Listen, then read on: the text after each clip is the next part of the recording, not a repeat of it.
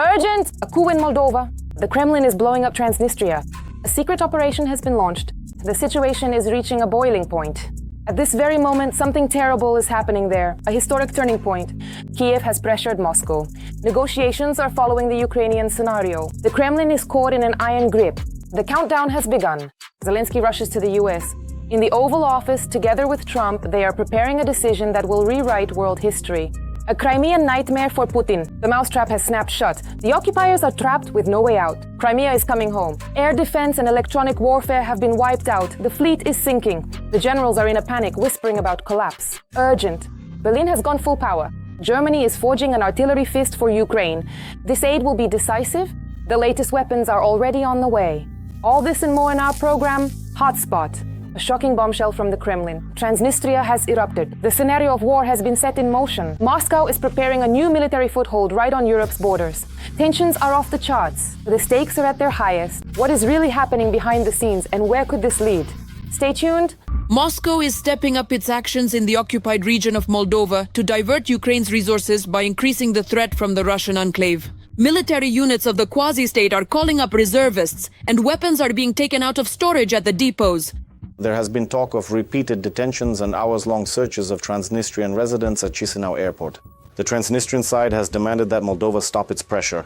Complaints about the actions of the Moldovan authorities are also being submitted to the public chamber of Transnistria. Drone production and training centers for drone operators have been set up in Transnistria. This was also stated by Alexander Bujarin, the mayor of Lviv, in September. According to our information, Russia is trying to organize drone production on the territory of Transnistria. We have the specific names of two factories in Tiraspol. We are talking about Moldovizolit and Elektromash. The pro-Kremlin newspaper Komsomolskaya Pravda called the information about drone production in Transnistria fake. I am genuinely interested in having normal, good neighborly relations and in avoiding conflict, both with Ukraine and, of course, with Moldova. Moscow is sending intelligence agents to Transnistria who have been tasked with sowing chaos through information operations and carrying out provocations. The Russian Federation hopes to destabilize the situation in Moldova and along the border with the southern regions of Ukraine. Because of Russian actions, the risk of sabotage groups infiltrating our country is increasing. If necessary, the Kremlin will be able to use the resources it has accumulated to escalate the situation. As for the relations with the Russian Federation, they are indeed much more transparent, considerably more understandable to me personally, and significantly more stable and enduring. The Kremlin has established a state there with an isolated banking system, a non-convertible currency, and an enormous level of corruption. In Transnistria, almost every second company belongs to the oligarch Gushan. He controls a significant part of the PMR's economy.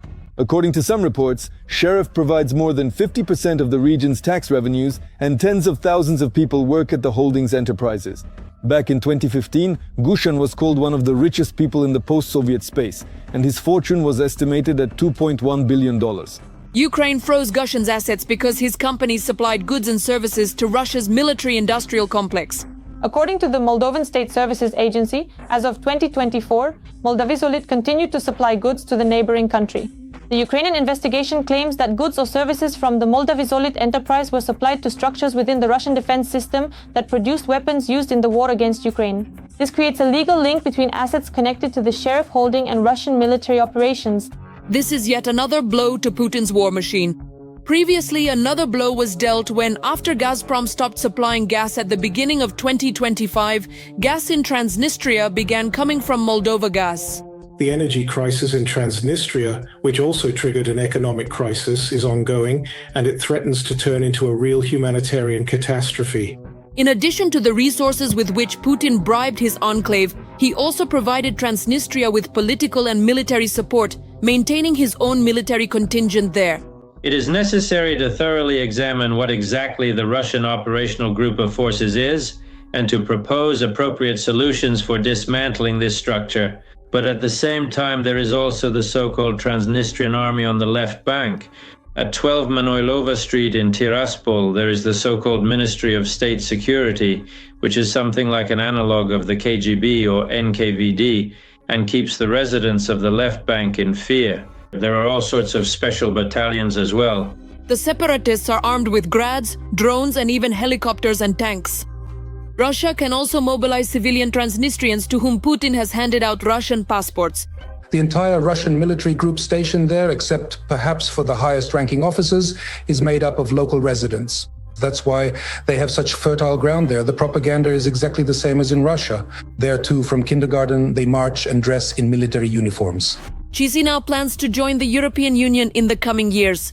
To do this, the Moldovan authorities are required to address the conflict in the Dniester region. As for the actual resolution of the conflict in Moldova, we are committed to facilitating the negotiation process, which will involve both the Transnistrian side and our supporting international partners, primarily the European Union, the United States, and the OSCE. In order to keep its protégé in power, Russia launched a hybrid operation related to the so-called presidential elections in the PMR in 2026. Russia has acted and continues to act as a guarantor of the Transnistrian settlement. Putin's main goal in Transnistria remains to make Tiraspol dependent again, improve the image of the local pro-Russian leaders, and quietly increase the number of military personnel in the region. So instead of dealing with his own economic and political problems, Putin is busy militarizing the territories he has occupied.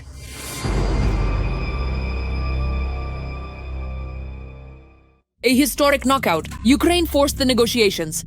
A deal on Kiev's terms. Moscow has been squeezed into a hellish vice. The final countdown has begun. Zelensky is flying out urgently. A political explosion is being prepared in the Oval Office, one that will redraw the world map. What is really at stake? Watch. Volodymyr Zelensky has presented a draft agreement to end the war. Representatives from Ukraine, the US, and Europe worked on it. The basic ceasefire document contains 20 points instead of the 28 proposed by the Americans. In addition, it includes draft documents on security guarantees for Ukraine and its reconstruction. Ukraine has never been and will never be an obstacle to peace. Ukraine has never been and will never be an obstacle to peace. We are working actively and doing everything to ensure that the documents exist and that they are realistic. The main thing is that Russia does not sabotage this diplomacy and takes the end of the war completely seriously. If not, there should be additional pressure on Russia. The world has the tools to make this pressure work, to bring about peace. Thank you to everyone who is helping. So, how did the Kremlin respond to all this? Absolutely nothing. Instead of the much anticipated reaction from Putin, the bunker meetings of the State Council began with news that was far more important to him. I congratulate you on the upcoming new year. The year 2026 has been formally declared the significant year of unity among the various peoples of diverse Russia. But the unwillingness to talk about a ceasefire in Ukraine still doesn't save the Russian president from responsibility for dodging peace. Like it or not, sign it, beautiful. The White House administration, together with official Kiev, is increasingly using force and diplomacy to push the Kremlin toward a compromise in the war in Ukraine. It will be done, and done very quickly indeed. The latest report from the Institute for the Study of War asserts that Russia will have to compromise on its demands, which are incompatible with the American and Ukrainian peace plans. As US Ambassador to NATO Matt Whitaker stated the day before, the ball is now in Russia's court, and the future of the truce depends solely on the Kremlin. And with every minute of Trump's delay, Putin grows increasingly irritated. The Kremlin has repeatedly put forward demands that are incompatible with many of the proposals in the 20-point plan and has demonstrated that it is not interested in a settlement based on compromises like those that appear to be embodied in the latest document. Meanwhile, Moscow claims that Russia and the United States reached an understanding based on the bunker demands at the summit in Alaska in August 2025. However, analysts insist that such a position from Erefia does not demonstrate a desire to resolve the conflict, but merely the Kremlin's rejection of the proposals for the 28 and 20-point plans to freeze the war. This is a draft, a rough version that is, yes, a document prepared by the Ukrainian and American delegations. Russia has probably just received it, and as far as I know, Peskov stated that they are only now forming their position. I'm sure they won't accept it. Putin may not accept it, but he will be forced to agree to it, political analysts insist. The Kremlin pays too high a price every day to hold the front in Ukraine. The Russian economy is bursting at the seams. There is no more money in the treasury to pay Russian mercenaries their salaries, let alone to recruit new contract soldiers. That means the whole operation needs to be urgently wound down. No matter how much the bold ghoul keeps saying that all the goals of the so-called special operation will be achieved, even in Russia now, part of the population understands that they could be trying to take Donbas for many, many more years. And as for Kiev, they can just forget about it and stop dreaming. But before negotiations, Putin is of course trying to strengthen his bargaining position as much as possible. He threatens with a feeble hazel stick. Poseidon Burevestnik talks about how Russia's economy is skyrocketing and claims they're building some kind of power plants on the moon. But it's becoming harder and harder for him to act and to convince anyone. But there's no escaping harsh reality. Every month, the Kremlin loses more wounded and killed in the war in Ukraine than it did in over 10 years in Afghanistan. And in return, they've managed to seize only a few square kilometers of scorched earth. But even for that, Putin is willing to sacrifice tens and hundreds of thousands of Russian lives, just so he doesn't have to admit his obvious impotence in this war. In other words, Russia would have to sign this clause, essentially admitting the collapse of the myth that Ukraine is an artificial state. For Putin, honestly, signing this would be an ideological defeat. He used to say that Ukraine is an artificial state, but now he would have to recognize its sovereignty. But at the same time, the bunker dweller really doesn't want to anger Trump. Putin understands perfectly well further arms supplies to the Ukrainian armed forces will depend on his decision. If the Kremlin doesn't agree to peace today, American Tomahawks could be flying its way as soon as tomorrow. You can understand Russia's position as well, since it also doesn't want, let's say, to escalate tensions with Trump. The bunker dweller has been given only 3 months for everything. The White House is confident that it is quite possible to resolve the war in Ukraine and achieve a lasting peace within the next 90 days. In this way, Trump made it clear to the Kremlin that it must reach a compromise by spring. Crimean hell for Putin. The mousetrap has snapped shut. The occupiers are in a deadly trap. Russia's air defense has been destroyed. The fleet is going to the bottom. The generals are whispering in panic about defeat. The peninsula is coming home. Explosive footage of the Ukrainian armed forces triumph. Watch. Long-range SBU drones struck the Belbek airfield in temporarily occupied Crimea. As a result of the attack, 2 Su-27 fighter jets were seriously damaged. One of the aircraft was on the taxiway, fully armed and ready for a combat mission. It was destroyed. The estimated value of both aircraft is about $70 million. Additionally, the destruction of the control tower has been confirmed, which may complicate the organization and control of flights at the airfield. Press service of the SBU. This is already the second successful SBU attack on the Belbek airfield in the past week. On December 18th, Ukrainian drones destroyed Russian equipment worth hundreds of millions of dollars. 2 Nebo SVU radars, a 92 N6 radar from the S-400 Triumph air defense system, a Panzer S-2 air defense system, and a MiG-31 aircraft with a full set of ammunition. Such systematic strikes on the peninsula have strategic significance. Belbek and Crimea in general are important because they are close to the main part of all of Ukraine. Accordingly, the shorter the distance to the front line and to Ukrainian positions, the less you have to fly and the harder it is to detect you in time. Understanding this, naturally, Ukrainian forces try to destroy all such military facilities, including airfields and aircraft stationed there, so that they cannot be used. The fewer radars there are, the worse Russian air defense can detect Ukrainian drones, which may be flying toward Crimea or, for example, toward Novorossiysk, where the Russian Black Sea Fleet base is located. Accordingly, the Russian army is essentially blinded by this, without those very radars. The fact that a radar station was destroyed as a result of the December 18th attack is evidenced by the successful attack on the 20th, when air defense forces were basically firing at the drones at random.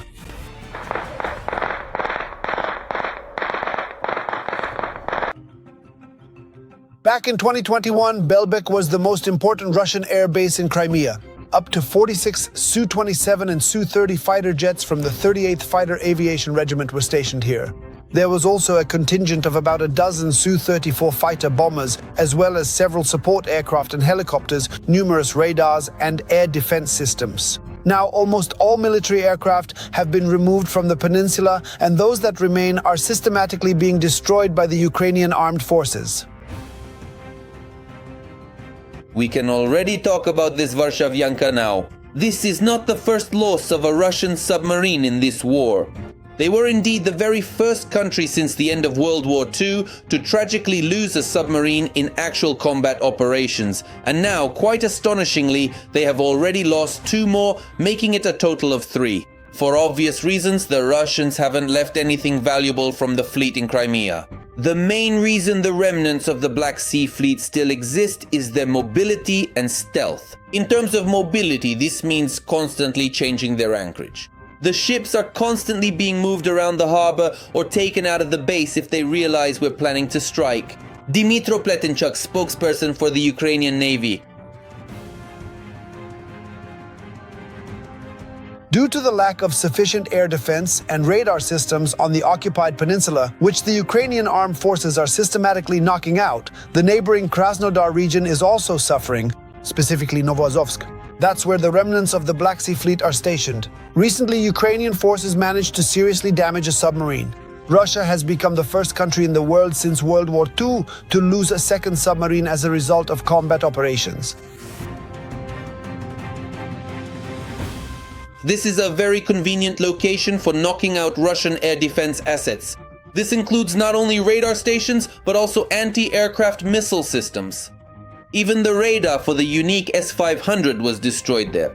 The work is being carried out methodically, and the enemy cannot help but defend the military facilities it has on the occupied peninsula. And they are forced to reinforce and replenish their air defense losses. Oleg Katkov, military expert, editor-in-chief of Defense Express. In addition to strikes with Ukrainian weapons, the armed forces of Ukraine are systematically hitting military targets on the peninsula with Western weapons. And no special permission is needed for this, since Crimea is internationally recognized as Ukrainian territory. Currently, Crimea is under the fire control of the defense forces. The Russian occupiers are simply forced to withdraw both ships and aircraft from the peninsula as their equipment is being systematically destroyed. Every voice matters. Join our community, support independent journalism and help us bring you the truth from Ukraine. Become a member of Ukraine today. Join us now. Urgent, Germany is turning on maximum power for Ukraine. The Ukrainian armed forces are preparing to receive an artillery fist that could change the front lines. Next year, Ukraine will receive the latest weaponry, and Berlin has put 750 million euros on the table. What is behind this decision? What role does Germany assign to Ukraine? And how could this turn the tide of the war? Watch now. Germany remains one of Ukraine's key partners in Europe. Russia's war of aggression is aimed not only against Ukraine, it is directed against Europe as well. And if Ukraine falls, this war will not stop. Just as in 1938, the Sudetenland was not enough for Hitler, Putin will not stop either. Military, financial and political support. Since the start of the full-scale war, it has been constantly expanding. The present Merz government, unlike its immediate predecessor in its approach, is quite serious about, first of all, the restoration of Germany's position in Europe takes a realistic view of what can actually provide security for Europe. Helping Ukraine is an investment in Germany's own security. It's not just about political support as the main thing. Berlin is planning to allocate a record amount of aid to Ukraine for 2026. 11.5 billion euros as well as 170 million euros in winter support for infrastructure restoration. We will continue to help Ukraine despite opposition from political forces, the left and friends of Russia on the right in this parliament. The financial aid is also supplemented by military assistance. Recently, Germany delivered a Patriot system and a 9th IRIS-T system to Ukraine. There are critically important types of weaponry in Ukraine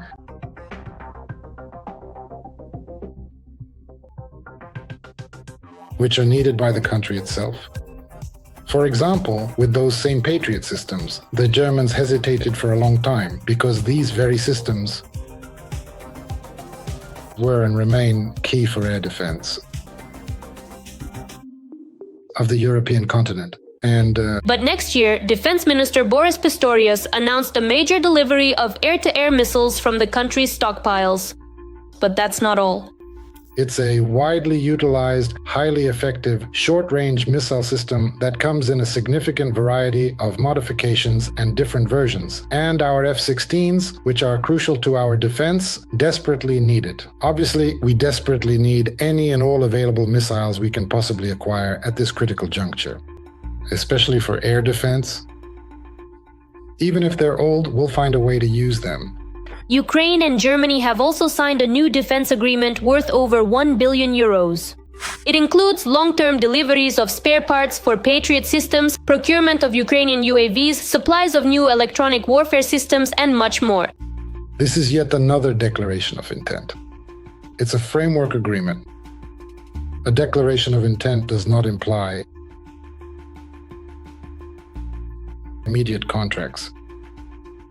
It gives them a green corridor. If both sides, the Ukrainian side and German manufacturers, if they work hard on its implementation, it will materialize into concrete projects. A separate area is the transition to joint weapons production. For the first time in Europe, Berlin and Kiev will launch joint production of combat drones. Joint production efforts, joint operation activities, and joint training exercises. These are the levers that strengthen the security of Europe and, along with it, the security of Ukraine. Germany is no longer just a donor, it is a strategic partner of Ukraine. Money, weapons, and joint production make its support long-term and influential. Shock. A general draws victory for Putin on paper. The dictator Brutus stares him in the eyes while the front is falling apart at the seams. The Kremlin bubble has burst. News for the Russian Federation, so terrifying that Russian generals are afraid to even tell their little Tsar about it. Shocking details of how Putin's inner circle is leading him into the abyss, hiding the true scale of the catastrophe. Watch this. Russian generals and intelligence agencies embellish reports about the situation at the front for the Russian dictator Vladimir Putin. The Western military group has taken control of the strategically important city of Kupiansk, which the enemy is unsuccessfully trying to reclaim. Putin believes that Russia has almost defeated Ukraine, which is why he refuses a ceasefire. This is reported by the Financial Times. Western officials told the publication that Putin, influenced by fake information coming into the Kremlin, refuses to accept favorable terms for ending the war offered by American President Donald Trump. Russian military and intelligence agencies regularly provide Putin with reports about the war. These reports exaggerate Ukraine's losses, highlight the advantages of the Russian Federation in terms of resources, and downplay tactical failures. According to the publication's sources, this optimistic picture presented to the Kremlin dictator during military briefings makes him believe that he can win the war. Our troops are grinding down the enemy, their formations, and their reserves. Putin's blind faith. It doesn't change even though he regularly meets with trusted confidants who explain to him how the war is becoming an increasing burden on Moscow's faltering economy. Russian generals tell Putin what he wants to hear. He wants victories from them, demands victories, and they present these victories to him. The key figure responsible for informing Putin about the situation at the front is the chief of the General Staff of the Russian Armed Forces, Valery Gerasimov. Encouraged by information that Ukraine would not put up resistance, he led the offensive on Kiev in February 2022, which ended in failure and a humiliating retreat. In August 2024, Gerasimov reported to Putin that Russia had stopped the advance of Ukrainian defense forces in Kursk. In the Kursk region, although part of the territory was already under the control of Ukrainian troops. On November 20th, Valery Gerasimov announced the capture of Kupiansk by Russian forces, which have been actively engaged in military operations across the region, deploying a significant number of troops and various military assets in their ongoing campaign. Since they receive status, funding, and resources, they are the most important people in the state. So why not fabricate victories, especially if their superiors demand them? Later, if anything, we can fix it somehow. After Gerasimov, Putin himself continued to talk about Kupiansk and its capture. According to the Russian dictator, Ukrainian forces near Pokrovsk and Kupiansk are blocked. In Piansk and the city of Krasnoarmysk, the enemy has been blocked and encircled. By the way, I discussed this issue with the commanders of the relevant group. They are not opposed to allowing authorized media representatives to enter into the heavily fortified enemy's encirclement zone, thereby providing comprehensive coverage of the situation. Amidst active hostilities on December 12th, Ukrainian President Volodymyr Zelensky arrived in Kupiansk, Kharkiv region. On social media, he posted a selfie video near a bullet-riddled sign at the entrance to the city, demonstrating that Russian claims of full control over Kupiansk do not correspond to reality, and that Kupiansk is controlled by Ukraine. Today, the Kupiansk direction. Our soldiers here are achieving results for Ukraine. The Russians have talked a lot about Kupiansk. We see this. I was there. I congratulated the guys. And here's what Putin's feeble attempts to explain Zelensky's video look like. Near the sign at the entrance to Kupiansk, which the dictator had previously claimed to have taken. During the live Q&A, Putin repeated that the city is under Russian control and called Zelensky's video a fake. He's a talented actor, and I say that without any irony. We know this from his movies, even from earlier times, so there's nothing unusual here. They say the sign looks completely different now, but that's not the point. The sign is about 1 kilometer away from the city itself. So why stand on the threshold? Come on in. That's absolutely correct and true. If you're all ready, Kupiansk is in fact entirely under their complete and undisputed control. Military experts confirm that Putin is systematically being lied to about the situation at the front, and in particular about Kupiansk. The Russians have already claimed 3 times that they have surrounded and captured Kupiansk. Or, as they say, that they have liberated it. For this, General Kuzovlev himself, who is the commander of the Western forces, was even awarded the title Hero of the Russian Federation on December 9th. Meanwhile, ZVN correspondents have started backtracking and are openly stating that the Russian military is exhausted. Therefore, taking large cities is out of the question.